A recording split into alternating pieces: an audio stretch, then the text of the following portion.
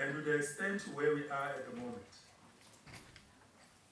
a lot of work has been done, and the Department of Cooperative was bestowed with the responsibility as a custodian department to deal with these matters of cooperative governance. And I suppose colleagues who are in this meeting, it's important for us to firstly, okay, not firstly, but it's very important for us to note that your Department of Cooperative Governance and Traditional Affairs, which is led by our Minister here, Honorable Velingosi Hlabisa Ubulawayo, is not an ordinary government department like many other departments. It's not a department that is easy like a land function that works like from national to the local with all its satellite offices. This department is very complex. It's a very complex department because it oversees a system of government. Municipalities are not our entities. They are not connected to the land function, administrative, political arrangement of this department. They are a sphere on its own, and this department and its ministry is supposed to oversee that sphere of government. Equally important is the principal department to manage cooperative governance, vertically and horizontally, in the entirety of the government system of this country. If I were to put it in a very different way, I could say it's a prime ministerial department. Very complex and not easy. And that is the reason why we're here this morning, to come and have a conversation on how do we locate our endeavors and our work in the national equation of governance and as well as public service and administration. In advancing our argument for a strong, integrated system of government that will live up to the expectations of His Excellency the President of the Republic of South Africa, we derive our understanding in terms of the characterization of these spheres of government. Some people have been arguing that municipalities are independent. Some people have been arguing that provinces are the standalone in as much as national government is standalone.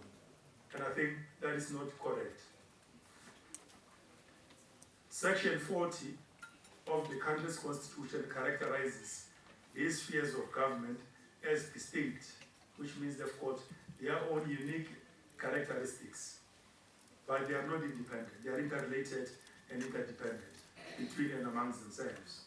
And therefore, it's not a matter of choice that we must work together.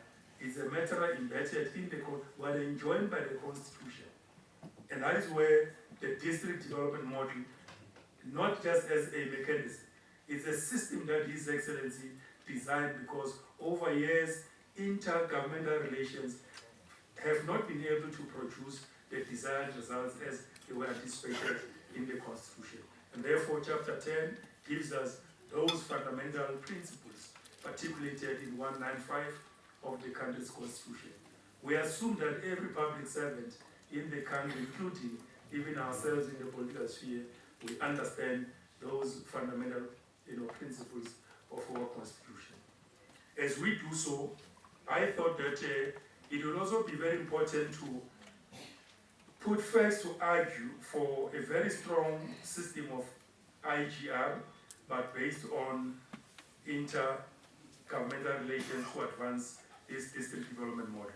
There are legal cases that have been adjudicated by the courts of law in this country, where probably at that point, those who took each other to court might have thought that they are independent and they can do things because they are very angry by another office, by another sphere, and therefore, because you feel somehow the only adjudicator could be a court of law, and that's what happened.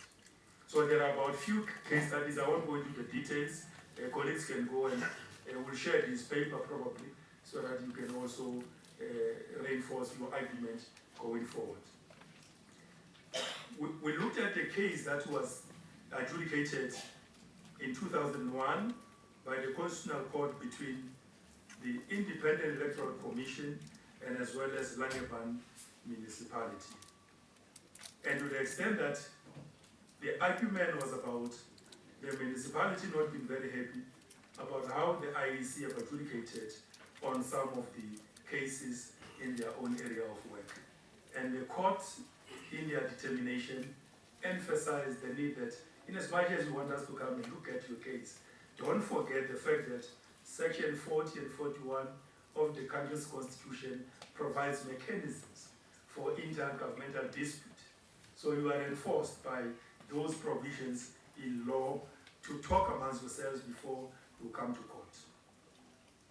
The Metropolitan Municipality of the Cape Town also had a case with the Minister of Provincial Affairs and Constitutional Development. And the same findings as well, the court issued the same advice, that it is important for you to go and talk amongst yourselves. Utukela District Municipality in 2003, and I remember this one vividly because I was the mayor at that time, a new mayor 2 years into office. And then we didn't have money. They had just decided to take regional services levies to National Treasury. And we were left with nothing. And I remember as a mayor, that year I had to go and present a budget. And in my records, when the speech was drafted, we only had 3 million rands, which was my budget of a district, because the regional services levy was taken. So there was no any other source of revenue. Only what remained in the bank is what we had to comply legally just to pass the budget. And Utukela took the department and the president to court. And after that court case, we were able to get back our money. So Utukela, historically, in the evolution of local government, played a significant role. But at the end, the court also said this case could have been adjudicated differently because you do have a commitment from National Treasury to commit itself to resolve disputes of this nature. Those are the few cases in law that talks to the need for cooperative governance, and therefore the system of DTM is important that as we move along, it does not mean that there will be no disputes. There will be no differences amongst ourselves that may suggest otherwise, particularly because even now, our minister is leading our team who are in engagement with the government of the Western Cape and together with the city there.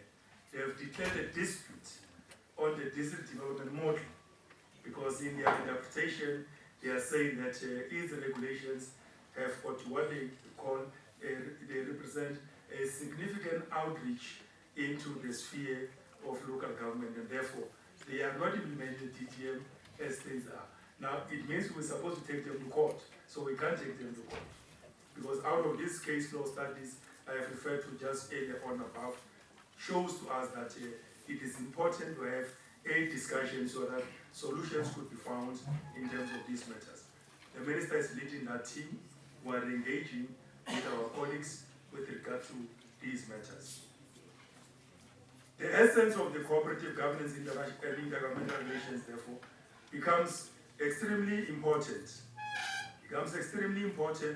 In the sense that the conceptual dynamism between the two, the cooperative governance and intergovernmental relations, have got to be understood very, very, very clear in terms of their agility, in terms of their foundational basis for continuous learning and research, so that proper adjustments could be done as we move forward. And up to a point where we are at the moment, we have learned a lot of lessons. As I say, from 1994 to date, as we advance, strengthen system of local government, we're located within the DTM, so that both national and provincial government can be in a better position to appreciate and understand the importance of this sphere of government.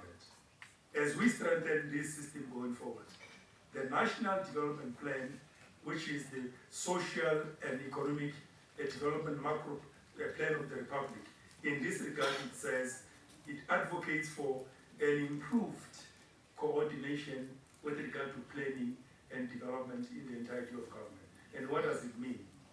It means, therefore, that the DTM model, if this improved coordination cannot be done, will never be realized. It will become a dream deferred.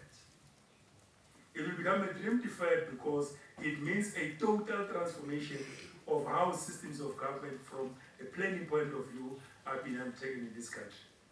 Municipalities and yourselves are more than very clear about consultation, moving along with the people as you plan for their developmental needs through the IDP processes. National and provincial governments, as they compile their annual performance plans, they are not obliged to have those compulsory consultation processes with communities. And therefore the disconnect in the actual planning, the disconnect in the actual allocation of resources, the disconnect in the conceptualization of problems of our people have actually impacted on our ability to could have probably changed the socio-economic conditions of our people in this country. And to the extent that in 2024,